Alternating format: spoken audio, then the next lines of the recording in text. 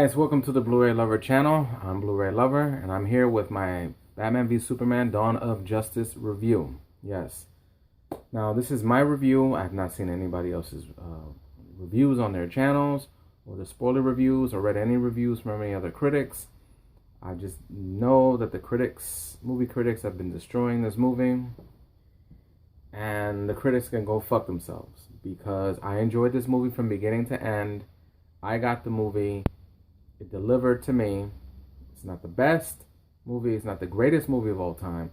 But it's a good movie, an entertaining movie, and it did what it did for 2.5 hours, because I had to hold my pee for almost an hour and a half before the movie ended. Ben Affleck as Batman is the best Batman in a very long time. He's brutal. He's badass. He doesn't take any shit. If you've seen the movie, you know what he did. His Bruce Wayne is on point. He did a great job. We get his origin story pretty fast. For what he had to do, he did it. I think that Batman has more to do in this movie than I think Superman did. And the things that him and Alfred did in this movie are great. And the great Jeremy Irons as Alfred is great. He's perfect.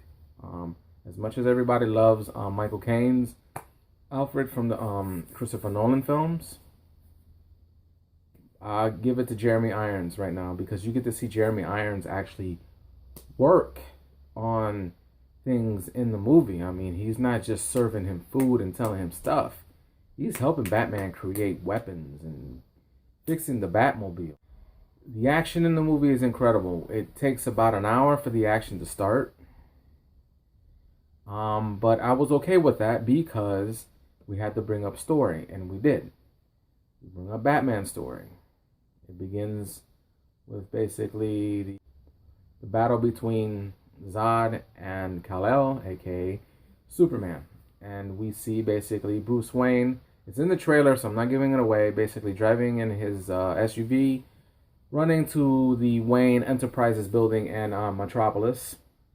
And he's running. And what you see in the trailer, you get to see in the movie. And the movie is like, okay, it comes to life, why they're doing it. And he sees the destruction firsthand. Like I said, I was very entertained by this film. But like I said, it takes about an hour for the action to start. By the time we get to the second hour, that's when it starts to begin. This is where Batman starts to get his revenge on Superman. This is when Superman is basically going to the hearing in Washington, D.C. to deal with what he did in The Man of Steel. A lot of stuff changes. Superman doesn't know who he is or what he wants to be. Does he want to be a hero? Does he consider himself a murderer? Does he want to be Superman? He has a lot of thoughts, and I think that Superman here was not developed well like he was in Man of Steel. I think that they gave a lot more time to Batman, which, no disrespect, I think he needed, because this is a brutal, more badass Batman that we had to be introduced to. And he was introduced pretty well in this movie. I think that Superman basically fell down a little bit towards the end of the movie, which I'm not going to talk about. And then we get to Diana Prince, aka Wonder Woman. How she was introduced, basically, it's in the trailer. Basically, she's at the same place at the same time as Clark Kent, Bruce Wayne, Diana Prince, and Lex Luthor. That's how they meet. Diana is basically like a spy, a little bit like Ethan Hunt or James Bond, female type. And the way she's introduced, she takes something from Bruce. Let's just say he's falling in love with her because her charm, his beauty that she has. And I think he fell in love with that. So I think that's what made the film better, was because the relationship that he was building with Wonder Woman, with Diana, and the stuff they were doing. And there was a lot of like Easter eggs for the Justice League. Like, you can see it easy. I'm spoiling it, and I might spoil it, and I want to spoil it. And I have to like push back. So let's just say there's stuff here, there's references to, you know, Cyborg and The Flash and Aquaman. But we don't get to see the Green Lantern. So yeah. Let's get with Lex Luthor. Eisenberg at times was like a fidgety 7-year-old who was on Ritalin. Because at the beginning, he was cool. He started off great, but then he started to fidget.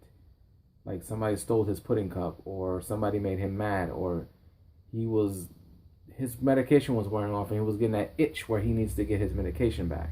He needed a hit.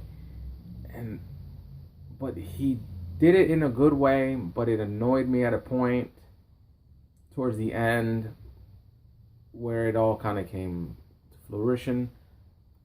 But the way that he wanted Superman and Batman to fight each other was very, very ballsy. He had balls in how he did it. And I'll tell you that came out of nowhere. There's some surprises in this movie. There's a return character who was in Man of Steel. Zack Snyder did a good job directing the film. The visuals were great.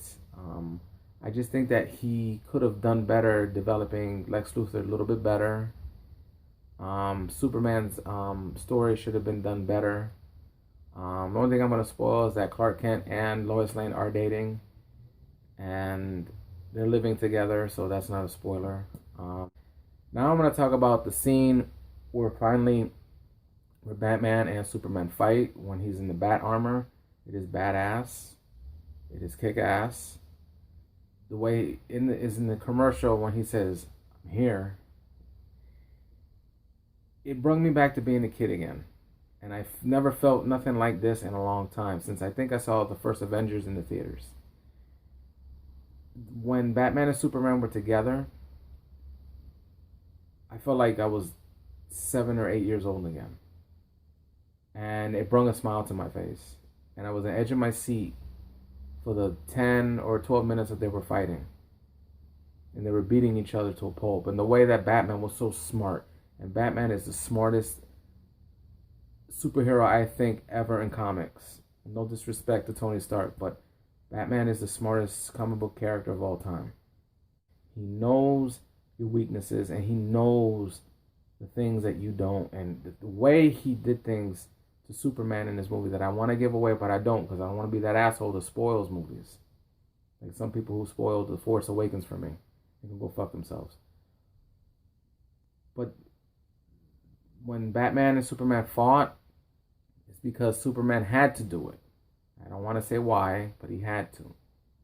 And he didn't want to fight Batman, but he did. But when they did fight, whew, it was great. But felt like the movie should have been Batman versus Superman. It should have just been about them. Lex Luthor should have sort of been introduced in the Justice League. Wonder Woman should have introduced towards the end. Should have found a way but we get 10 minutes into them fighting. And the way they're introduced in the trailer where Superman rips Batman's door and Batman rises up to his face and Superman tells him the bat is dead, bury it. And he asks him, "Do you bleed? You will." That's the moment that I got chills. Like I felt like, oh man, that's great. You see it in the trailer. But when you see that scene put together, it was phenomenal. Scenes with the Batmobile, and the Batmobile was the best part of the movie that I enjoyed so much. And the Tumbler from the Dark Knight movies is great, but I love this new Batmobile. That Batmobile was badass. I want a Batmobile like that. The things it did in the movie is awesome. The Bat Jet is also awesome. The cheer and the laughter, and there are a couple jokes in this movie towards the end. So this movie is not all adult. And it was this little boy in the theater when Superman appeared for the first time in the beginning of the movie, and he says, "Oh my God, it's that Superman guy!" And it was this little boy, and he was in front of me, and he was dressed like Batman, and he says, "That's Batman," and his father said, "That's right." So you can tell that people have been waiting for this movie for decades and decades and decades. And I never thought in my wildest dreams that Batman and Superman would be in a movie together, kicking each other's ass for the limited time they did. And that brought joy to my face. And in the first hour of the movie was introducing story to Batman and, what happened in Metropolis with Superman going through trials and stuff like that, and Lex Luthor trying to get revenge. But I really enjoyed the film. Wonder Woman, when she was introduced, Gal Gadot did a very good job. The theater where I was at erupted when she was in her Wonder Woman costume. The way she was kicking ass. And the way that she took on, I want to say it, but I may say it, the way that her and Superman were giving it to Doomsday, I'm sorry I had to spoil that, was the best. She stole the show there. She kicked, you get to see her lasso of truth. She used her sword, her shield. I can't wait to see the Wonder Woman movie. Batman was awesome. Ben Affleck, you are Batman, but number one to me will always be Michael Keaton as Batman. You're number two. And then Christian Bale number three. But anyway, I enjoy Batman v Superman Dawn of Justice. I don't know why people hate this movie. If you hate it, then hate it. Don't ruin it for somebody else. I really enjoyed this movie. I felt like a kid again. It's good. They could have trimmed some scenes. I know that the fight scene was sort of cut because of the reports of the R-rated Blu-ray edition that comes out in a few months. So that's probably why the fight scenes between Batman and Superman are short. But I can't wait to see that and see what they put in there, that version, that R-rated version. And my review must be going back and forth and stuff like that, but that's how I am because I was happy to see this movie. The theater was packed. There were a couple laughs in the movie. There's some humor here when they need it. But like I said, my final thoughts on this movie is that it is a good movie. It's not the best. It's not awesome. The action sequences were great, jaw-dropping, almost getting out of my chair. I had basically, I can't even talk. I basically was getting off my chair at times because of the sequences. When Batman and Superman were fighting, I was almost a little teary-eyed because I never thought I would ever see that. When I saw Wonder Woman come out, it was awesome. The reveals of the other superheroes, people were like, oh my God. The little boy was 10, it's like, oh my God, Flash, Aquaman. You know, the way that Cyborg, you know, I don't want to give it away, but I am, so I apologize. So this might be half of a spoiler. Stop fucking hating on the movie. The critics, you're paid to... People, I don't go to see movies because the critics tell me to. I go see it because I want to. The critics can go fuck themselves. This movie was made for fans. That's what Ben Affleck said. I never yawned once in this movie. I never got bored. And I was entertained very well. Batman v Superman Dawn of Justice delivered for me what I wanted. It could have been better, longer fight sequences, but we're going to get that with the R-rated Blu-ray edition. Jesse Eisenberg annoyed me, but I kind of understood why. Meeting Diana Prince and seeing Wonder Woman on the big screen for the first time ever was just a joy. Ben Affleck, he is our Batman. Our brutal, badass, take no name shit Batman. Henry Cavill, Superman, he needs to get back to how he was in Man of Steel. Jeremy Irons as Alfred is great. And the Easter eggs are awesome. Zack Snyder did a good job. He just needs to know how to direct his actors better. So basically now it's time for me to give my rating. I don't know how long this review is. So it's going to be 1 out of 10. I'm going to give it an 8. I would have given it a 10 if it was better. But I'm going to give it an 8. Batman v Superman gets an 8 from me. Because I really enjoyed it and it did its job. So with that, I'm going to end my review. Leave me a comment down below and tell me what you thought Batman v Superman was good about. What did you like about the film? What did you think about it? Subscribe to my channel. If you're new, like the vid and share it. I'm the Blu-ray Lover channel, and I will catch you guys next time. Team Batman all the way, baby. Later.